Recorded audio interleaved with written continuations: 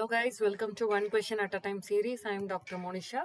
Today's question is the common nerve injury in flexion type of supracondylar fracture of humerus. So we have two types of supracondylar fracture. One is the extension type and another is a flexion type based on the distal fragment. The distal fragment வந்து dorsal displace ஆச்சுன்னா extension type and the distal fragment வந்து ventrala displace ஆச்சுன்னா அது flexion type. In extension type of supracondylar fracture, இதான் ரொம்ப common.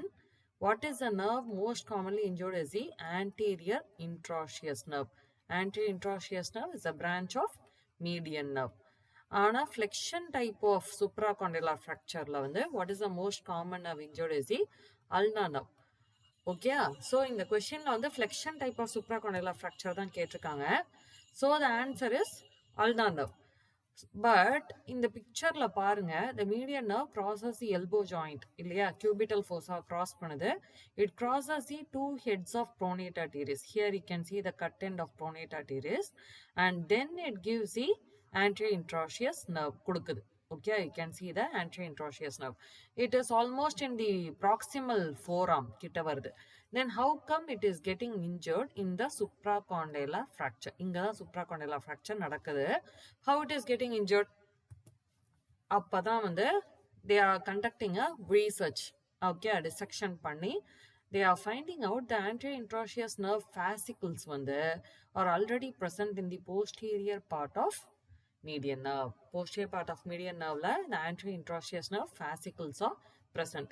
அப்போ supracondylar fracture நடக்கும்போது what is happening is a tension is created in the median nerve and the cut edges are creating a pressure in the posterior fascicles of the median nerve. அந்த posterior fasciclesல தான் என்ன இருக்கு, anterior intraosseous nerve ஓட fascicles இருக்கு. அதுல it is creating pressure. So we have anterior intraosseous nerve injury in supracondylar fracture of the humerus. Okay, so the anterior intraosseous nerve is going to supply the deep muscles of the front of the forearm. அது என்னென்ன muscles அப்படின்னு பார்த்தீங்கன்னா flexor pollicis longus, அப்புறம் pronator quadratus, அப்புறம் the lateral half of flexor digitorum profundus. Medial half of flexor digitorum profundus is supplied by your ulnar nerve. அதனால தான் flexor digitorum profundus hybrid muscle சொல்லுவாங்க.